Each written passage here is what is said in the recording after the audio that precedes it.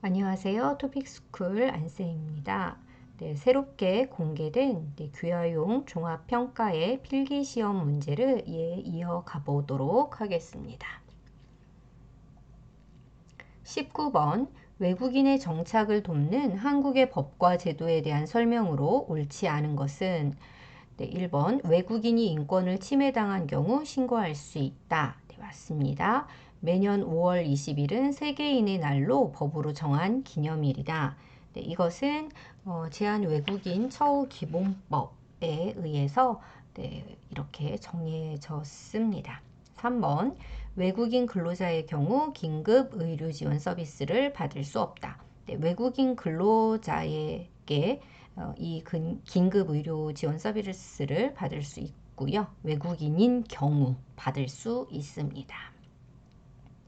국가 및 지방자치단체는 다문화에 대한 이해를 증진하기 위해 노력해야 한다. 네, 맞습니다.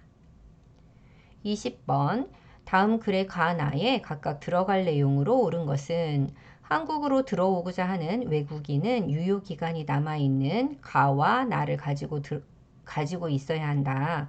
네, 가는 외국을 여행하는 사람의 국적이나 신분을 증명해주는 문서. 네, 이것은 여권이 되겠고요. 네, 나 사증이라고도 하는 이것은 비자가 되겠습니다. 그래서 1번이 되겠네요. 한국의 가족과 관련된 설명으로 옳지 않은 것은 1번 가족 중 부부간에 서로를 부르는 호칭이 있다. 네, 뭐 여보, 뭐 당신, 뭐 이런 말들이 있죠. 2번 남편과 아내는 동일한 위치에 있다고 보기 때문에 일촌이 된다. 네, 일촌이 아니고 영촌입니다. 그래서 촌수를 매길 수 없다라고 하고요. 일촌 같은 경우에는 부모와 자녀 간이 일촌이 되겠습니다. 다음 글의 괄호에 공통으로 들어갈 내용으로 옳은 것은 한국의 형법은 사람들에게 피해를 주고 사회에 위협이 되는 행위를 무엇으로 규정하냐? 네, 바로 범죄로 규정하게 되겠습니다. 그래서 형벌을 정해 놓았다. 그래서 형법이라는 것은 형사재판, 그래서 범죄를 저지른 사람에게 구형하는 그런 것이 형사재판이고요. 그거에 대한 근거법이 형법이 되겠습니다.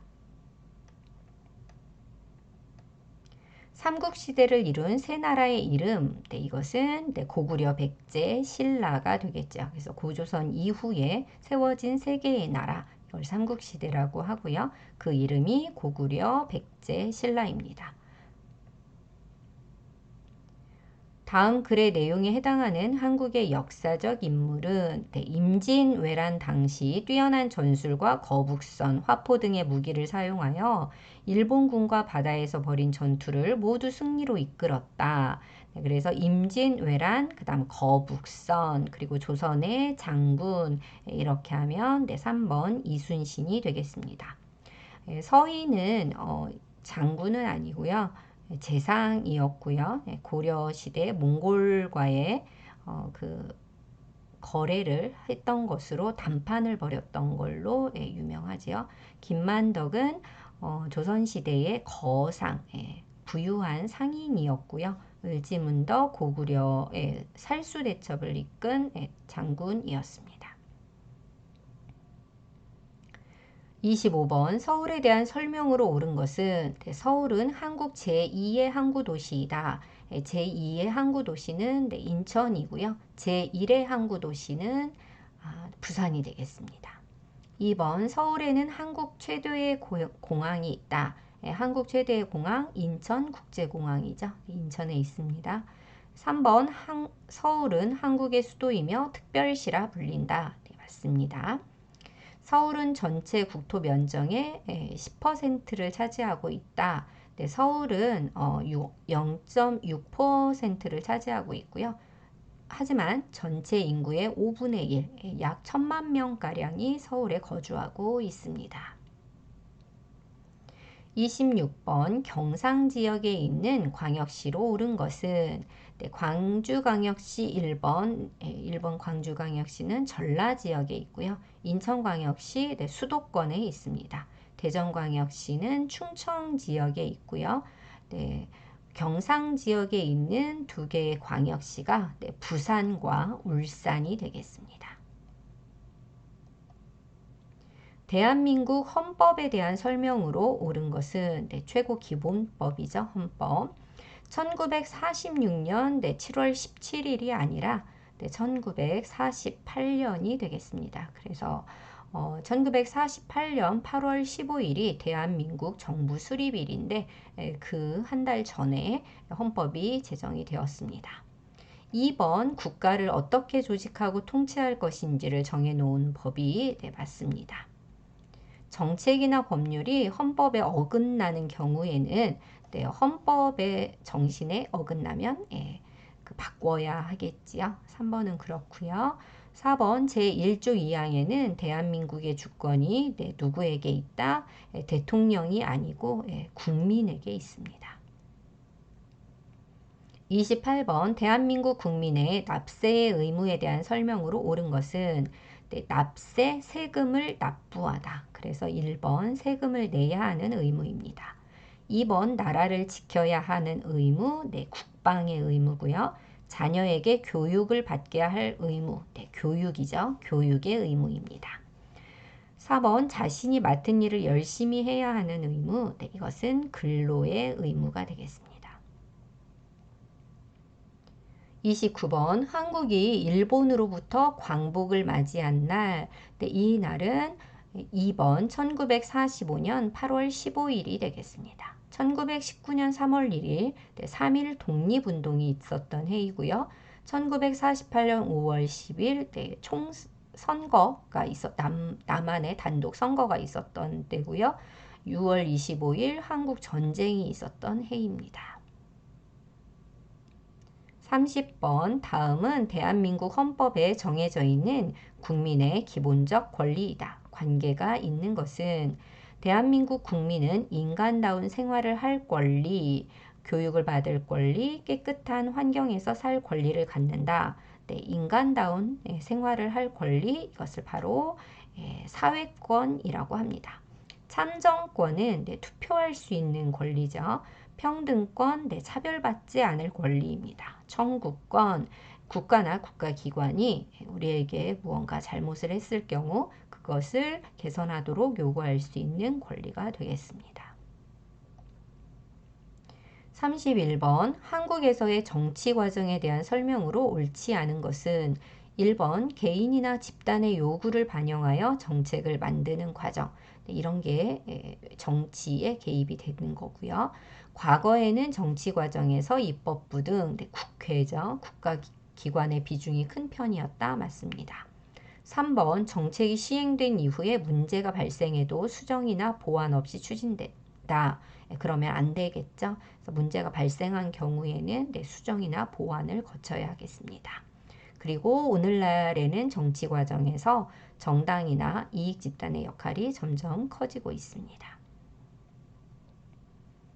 32번 다음 글에 괄호에 들어갈 내용으로 옳은 것은 외교란 한 국가가 자기 나라의 이익을 달성하기 위해 국제사회에서 펼치는 평화적인 대외 활동을 말한다.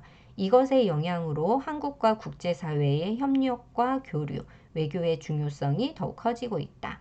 최근에 어떤 사회, 세계화, 글로벌 시대라고 하지요. 그래서 세계화가 맞겠습니다. 도시화란 도시로 시골에서 인구가 도시로 옮겨가는 현상, 이게 도시화고요. 산업화가 되면서 이런 현상이 발생했고요. 고령화, 노인의 인구가 많아지는 사회, 고령화, 민주화, 우리도 민주화 운동 여러분들 기억나는 거 있으시죠? 그래서 한국에서 독재의 시대, 군부의 시대에 민주주의를 향한 염원을 그렇게 하고 있는 이것이 민주화라고 합니다. 33번 한국의 경제체제에 대한 설명으로 옳은 것은 1번 기본적으로 계획경제체제를 채택하고 있다. 한국은 계획경제체제가 아니고 시장경제체제를 채택하고 있습니다.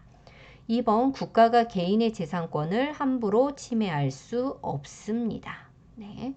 3번 정부 계획이나 명령을 통한 제한적 거래만 이루어진다. 이것이 계획 경제 체제이고요. 네, 그래서 4번 능력과 필요에 따라 열심히 일한 대가를 자신이 가질 수 있다. 이것이 사유재산권이라고 하죠.